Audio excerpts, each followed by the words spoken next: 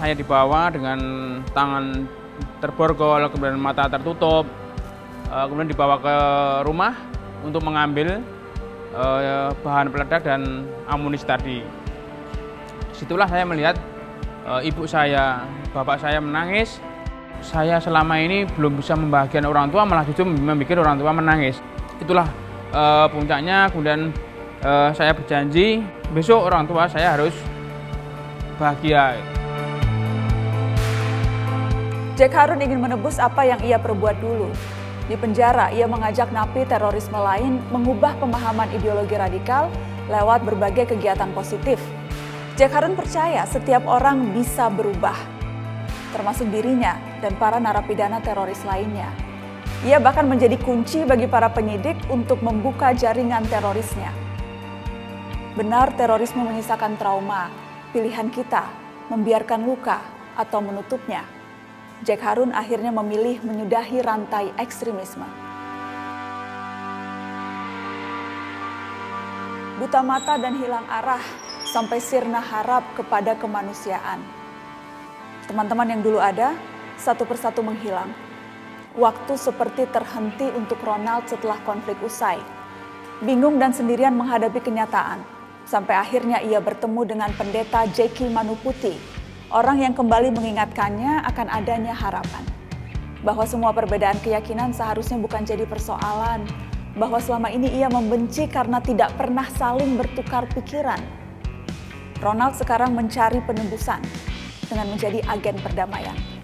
Ronald menyebarkan kedamaian lewat berbagai medium, termasuk kesenian, yang selalu mengingatkan bahwa perbedaan harusnya membuat kita saling mengeratkan.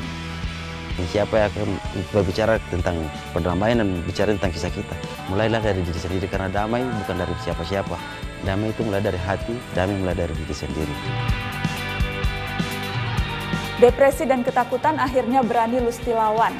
Ia bangkit dan ingin membawa perubahan. Semua teman-teman perempuan bisa berkolaborasi di dalamnya. Apa yang jadi persoalan hari ini itu yang kita coba untuk suarakan, untuk kita wadahi, kemudian kita cari persoalannya di mana.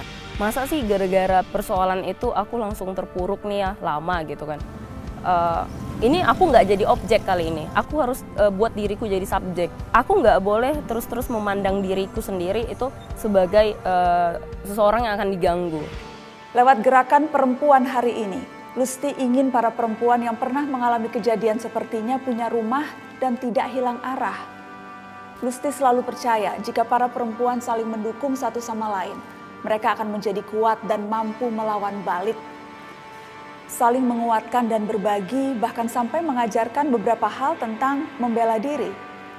Lusti dan para perempuan di perempuan hari ini adalah pengingat bagi seluruh perempuan untuk selalu berani. Melawan stereotip memang tak akan pernah mudah, karena label yang ada terlanjur melekat. Inilah yang membuat Freddy Sangganava dan beberapa kawan dari Papua untuk membuat sebuah laboratorium ekspresi bagi para teman-teman Papua untuk berekspresi melalui tari. Mereka sadar harus melakukan sesuatu untuk melawan pandangan, bukan dengan kekerasan. Dan tarian merupakan sebuah cara yang mereka lakukan. Lewat Noken Lab, mereka ingin menunjukkan sisi lain Papua yang belum pernah orang lain lihat. Mereka berhasil bangkit mengakhiri lingkaran trauma dengan memilih berani mengubah jalan ceritanya, menjadi pahlawan untuk kisah mereka sendiri. Lawan pandang-pandang yang